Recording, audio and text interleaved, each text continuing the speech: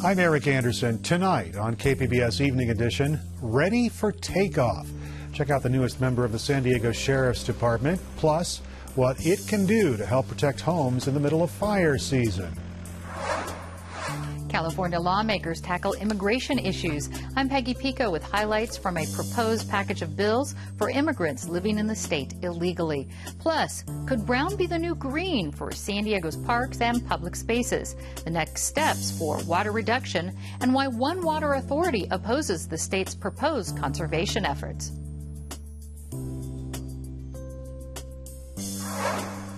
And in this cave, there lay coiled a white snake. At the Globe, puppets and stage magic bring to life an ancient Chinese folktale. How the innocent playtime of children inspires this work on stage. KPBS Evening Edition starts right now.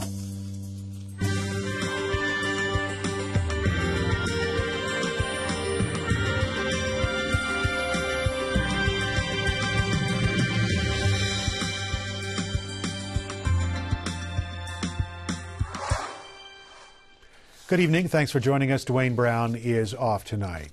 There are new questions today about airport security in California and around the country. This after an AP investigation revealed dozens of intruders have breached airport fences. In California, there have been at least 82 incidents in which people have reached the airfields. That happened between 2004 and 2015. The San Diego reported 3 incidents. Airport officials say none of the incidents involved the terrorist plot. These lapses highlight gaps in airport security since the September 11th attacks. Now, passengers face rigorous screening to prevent attackers from slipping through. Of the more than 30 airports the Associated Press looked at, San Francisco, Philadelphia, and Los Angeles had the most security breaches. The Calexico Police Department fired 2 more officers as part of an ongoing corruption investigation. 5 people have now been fired since Mike Bostic was made department chief 6 months ago. Bostic says productivity has jumped over the past 6 months. The FBI has been investigating allegations of on-duty criminal conduct. No criminal charges have been filed. The San Diego Sheriff's Department just picked up more air support. Today, Sheriff Bill Gore showed off a new $4.8 million Bell helicopter. The craft will be used in law enforcement patrols and search and rescue operations. It can also carry a 200-gallon bucket to drop water on wildfires. Gore says the helicopter is fully loaded with an infrared camera, a map system, and alert systems to help the crew fly safely. Those alerting systems will help us to maintain a safer flight profile and enhance our mission to make you, the citizens, a lot safer. The Sheriff's Department is buying one more firefighting chopper. It is expected to arrive by fall. KPBS news partner iNewsSource has identified a second lawsuit that directly connects San Diego environmental attorney Corey Briggs to the work of his personal and professional partner. iNewsSource reporter Brad Racino has more. So, Brad, what you found is another connection between Briggs and his partner. Tell us more about this lawsuit. So Cacciatore was vice president of Briggs's law firm while working for Helix Environmental Planning as a biologist for a project near the Mexican border. The project is called the Otay-Tijuana Cross-Border Facility Project. It's a 70-acre complex built for travelers accessing the Tijuana airport. 2 months after Helix's environmental report was published, Briggs sued the city and the developer over that project, alleging, among other things, inadequacies in the biology section. The developer eventually settled with Briggs for an undisclosed amount, and the city was dropped from the lawsuit. And what's the problem here? The problem, according to all the legal experts we've interviewed, is that this is a huge conflict of interest that went undisclosed. Cacciatore never told her employer she was vice president of Briggs's law firm, and the fact that she was VP while working for Helix and while Briggs was suing that company is pretty astounding, at least according to everyone we've spoke with. And Helix thought it a big enough deal to pay the city $143,000 this week to settle this issue. So what's going to happen with this lawsuit? We spoke with attorney John Ponder, who represents the developer Otay-Tijuana Venture LLC. He told us his client would be evaluating what potential remedies are available and whether they are worth pursuing. More broadly, he said there is concern within the legal and development communities about consequences of potential conflicts of interest as more details about Briggs and Cacciatore have come to light. News Source reporter Brad Racino. Thanks, Brad. Thanks. City of San Diego may be bracing for some sticker shock linked to the construction of a new football stadium. A new report says it may cost more than $700 million, and the price tag could go up to more than $1 billion. Experts say the demand for high-tech bells and whistles at new NFL stadiums could be driving up the costs. A financing plan for the proposed San Diego stadium is expected next month.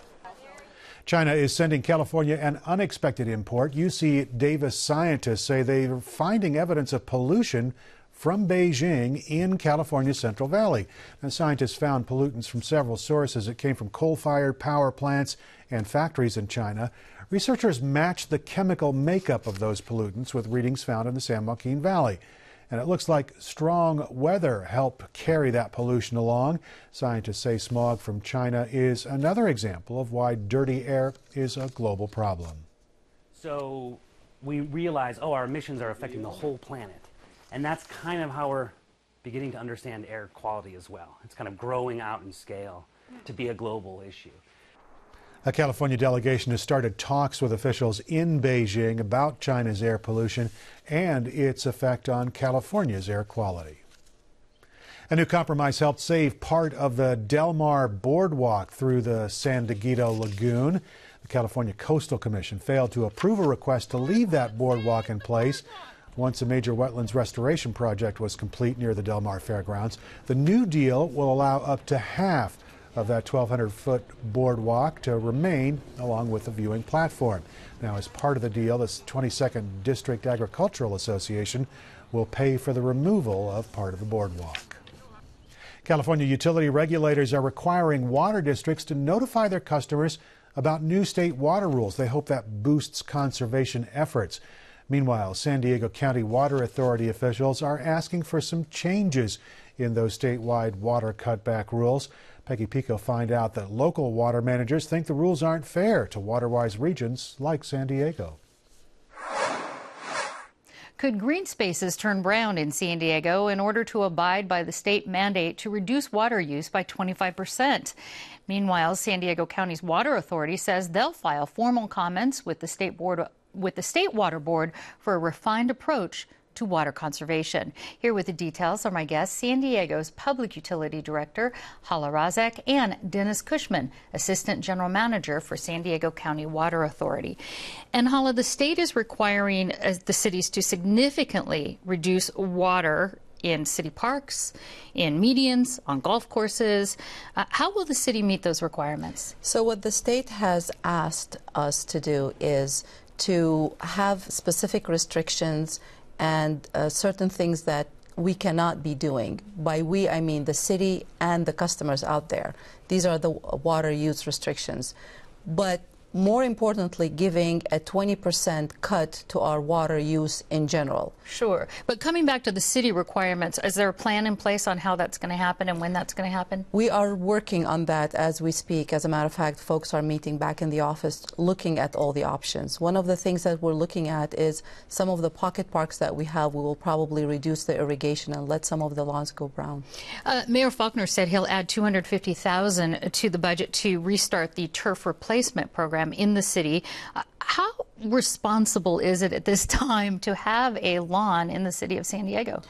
Well, you know, if the lawn is used actively for in the backyard, kids playing or ball fields and so on, then obviously that is a good use for it. But if it's an ornamental lawn in the front yard, the only time you use it is when you're mowing it, then it really does not belong in San Diego. And Dennis, California's Water Board proposed water conservation standards for the county water agencies, including San Diego counties.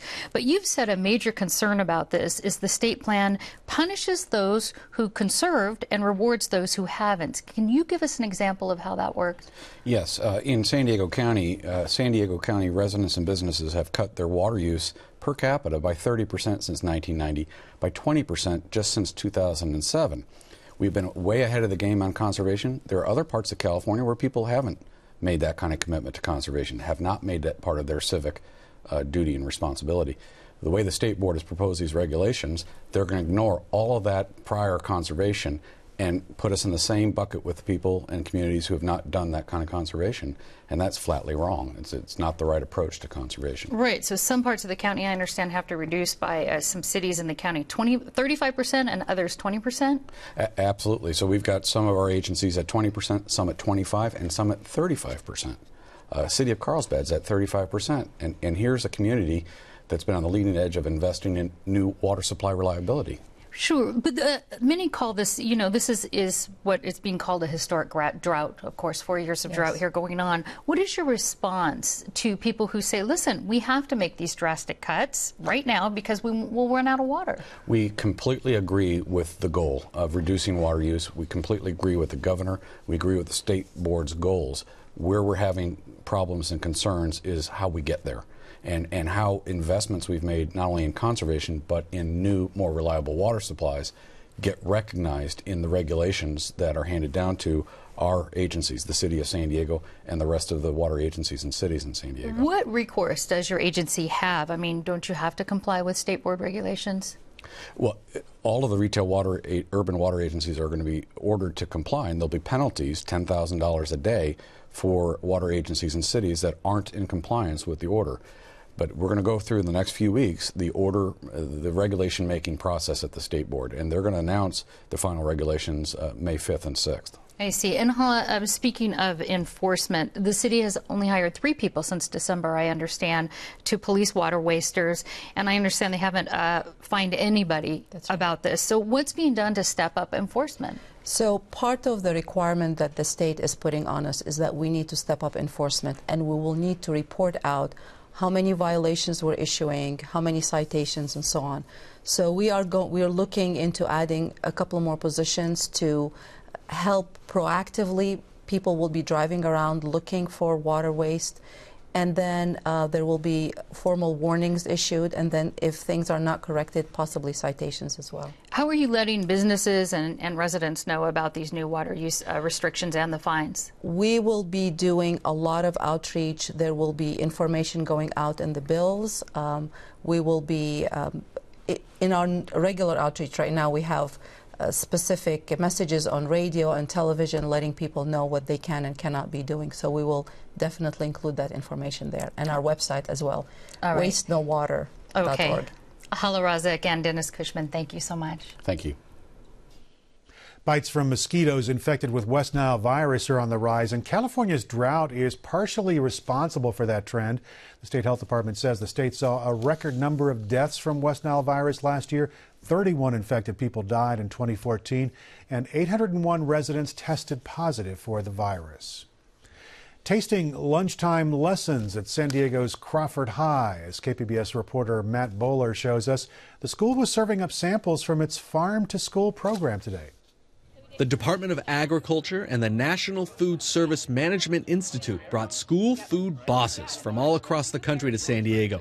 Deborah Kane from the USDA says the district is making a national splash. And they're like, wow, taking home so many great lessons from San Diego. Stephen O'Brien is a trained chef and the director of food and menu management for New York City's public schools. He's looking forward to eating the same lunch the Crawford High students get. I'm looking forward to having some avocados. I'm looking forward to the locally raised antibiotic-free chicken. Gary Patel is in charge of San Diego Unified's Food Service Department. He says San Diego does have a bit of an advantage when it comes to getting good food. I think we certainly have an advantage that we have the largest number of local organic farmers in San Diego County, more than anywhere in the country. Patel is also quick to point out that food from the school's own garden is also on the menu, and the students love it. And it's the education in the garden at the school also that gets students excited about, planting the seed, harvesting their own, and then seeing it in the cafe displayed on a salad bar. USDA's Kane says a new food culture is transforming the nation's schools. And I'm traveling to school districts all across the country. I mean, places from rural Maine to urban areas like Chicago, and I'm seeing the culture change everywhere I go. It stops you in your tracks. It's breathtaking. Breathtaking and delicious. Matt Bowler, KPBS News.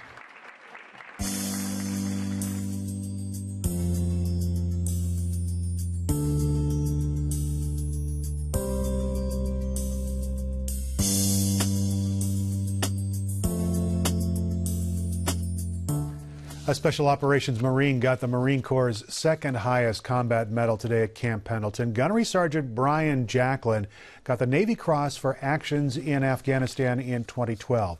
Jacklin and his team were in a village compound when it came under heavy enemy gunfire. Marine officials say that Jacklin orchestrated a counterattack and coordinated an evacuation. Jacklin is the 8th Special Operations Marine to be awarded the Navy Cross since the command was created 9 years ago. California Democratic lawmakers took action on immigration this week because they don't want to wait for federal officials to take up the issue. Peggy Pico has a look at what their proposed immigration package may mean to San Diego. There are 10 bills in the state proposed package on immigration. They call for business protections, legal rights, and would extend health care to immigrants who are living in the state illegally.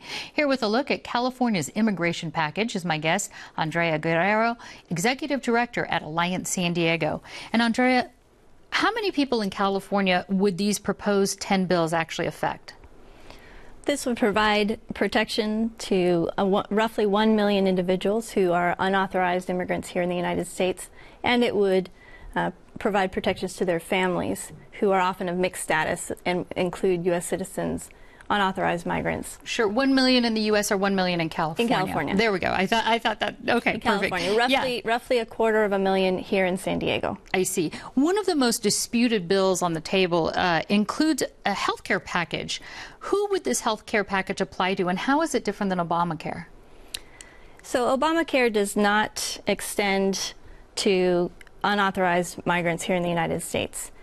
In California, we have a program, a state-level program called Medi-Cal, and Medi-Cal supplements or fills the gap of what federal health care does not provide. And so Medi-Cal, under this bill, would be expanded to allow immigrants, regardless of their immigration status, to apply for the benefits. And why would that be important? Well, aside from the humanitarian side of offering health care. Sure. Well, it's certainly the compassionate thing to do, but it's also cost effective. We know that when part of our community is relegated to emergency care, health care, that becomes very expensive. That drives up the cost for all of us, not just the family that's seeking the health care. And it certainly endangers the health and well-being of all of us if some of us are not able to access the health care that they need. What is your response to opponents who say that offering benefits like expanded health care to immigrants who are not documented would actually encourage them to come into this country more? Well, we have to remember that we are at an all-time low in terms of unauthorized migration.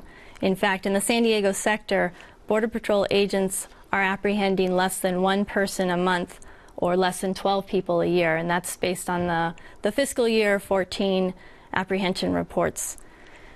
And so given the low levels of migration, I don't think it's a legitimate concern.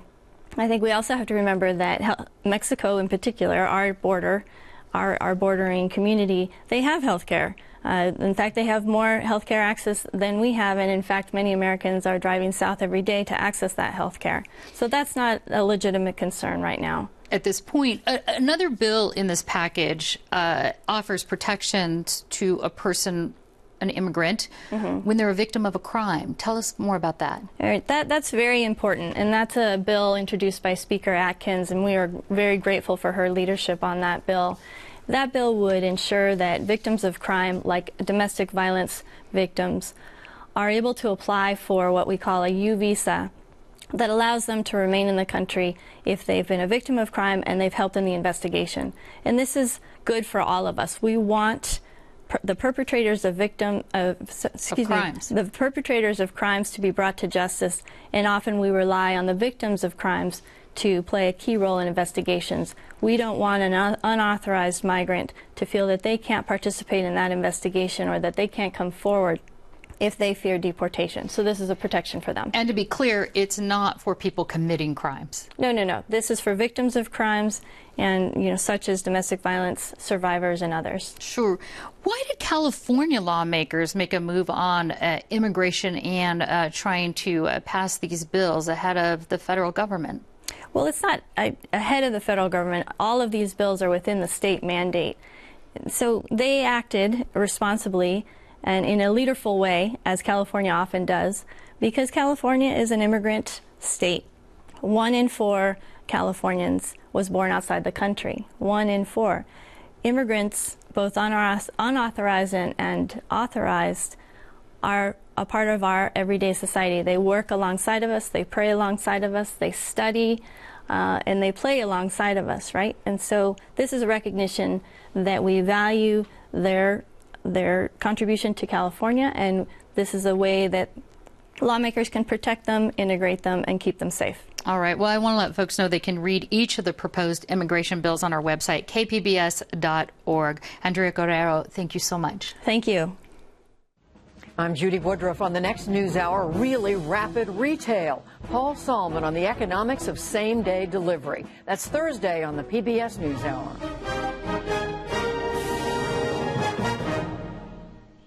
Whitesnake is an ancient tale about 2 snake spirits that learn how to transform themselves into beautiful women. KPBS arts reporter Beth Accomando says it provides the perfect foundation for a playwright and director who sees theater as a playground for the imagination. If you think of the stage as a playground, then you'll have insight into how Mary Zimmerman tackles a project. I think of my work on stage as playing in the backyard. I'm Nebraskan, so I admire Willa Cather, and she once said, "I will never be the artist I was as a child." In order to inspire that childlike sense of wonder in her actors, Zimmerman avoids rules and begins her plays without a single word written in advance. She often talks about when we're children and we go out to the backyard and we kind of employ whatever we have at hand to create this magical world. And as children, we're fully invested in these worlds, and there's no separation between us and this magical realism that we've set up in our childhood minds. And you very much see that spirit of play in Mary's shows, and I think that's why it's so very accessible. This is one version of the story. With nothing written, anything is possible. I'm extremely involved in the vision of the design. And the design has to be what I call an open field of play, because I don't exactly know what's going to happen on it. And the set has to be full of potential, though I'm not exactly sure how I'm going to use it. With Whitesnake, Zimmerman had a little more structure going in because she was looking to an ancient Chinese folktale as inspiration. One thing that I find so beguiling about the story is that it's based on the idea of 2 snake spirits who have practiced the Tao and studied the Tao so assiduously that they can transform themselves into the shape of young maidens and come down to the real world to see what it's like. It's both humorous and I think really profound, and it has sort of staging difficulties or challenges that are the kind of thing that attract me. In other words, how to do the snakes and all of that kind of thing. I really love the challenge of how to make that happen inside the 4 walls of a theater. Mamma mia! Mary was really interested in showing the snake in as many forms as possible. So, you know, obviously we do it in the human form. We also do it in puppet forms. We have 2 really fantastic little snake puppets that are actually like dryer hose and covered in silk, and they have sweet little faces, and you know, we have 2 poles to operate them. We see puppets in the form of parasols and manipulated by, like, I don't know, 6 people at a time. We play around with both the snakes, that when they're more upset, their snake nature comes out. Their S's start prolonging into sort of hisses, and they start getting kind of sinewy in a kind of uncontrollable way. Yes. There's some hissing. That is true. In fact, it was love at first sight. Elongated S's, you know, things like that. Yeah, little fun things like when we laugh, sometimes we'll I do want to solve things in efficient, imaginative, I hope sort of original ways that are also visually spectacular but theatrical. And that's kind of the whole, what keeps me going in the theater is still finding ways of doing things and of doing the impossible, how to do a rainstorm without actually importing rain for it. I feel that does engage the audience because they have to pull on their own resources of images within themselves that we all share in common And there's a kind of intimacy created when everyone understands what this means. When it comes to theater, the magic of it is the play and the ability to leave a certain amount left to the audience for their imagination. So they meet us in the middle. The audience and the actors in theater have a symbiotic relationship. We really can't do the story one without the other. And here our tale forks again. And Whitesnake has a lot to say about these ideas which exist across culture about not being fooled by the appearance of things, but understanding the true nature of things. But we could be seen for who we truly are and still loved. I think that's the special gem of the play. Beth Accomando put together that story for us. Whitesnake, by the way, continues at the Old Globe Theater through April 26th. We're going to have some mild spring weather on tap for the San Diego region. We're looking for some sunshine and clouds at the beach areas. Temperatures in the mid-60s, up in the inland areas, 70s in the valleys, overnight lows in the 50s. It's going to be sunny up in the mountains over the next couple of days. Temperatures up in the 60s there. And if you're looking out into the desert areas, temperatures in the mid to upper 80s. You can find tonight's stories on our website, kpbs.org/evening edition. Thanks very much for joining us. We'll be back here again tomorrow night. Have a great evening.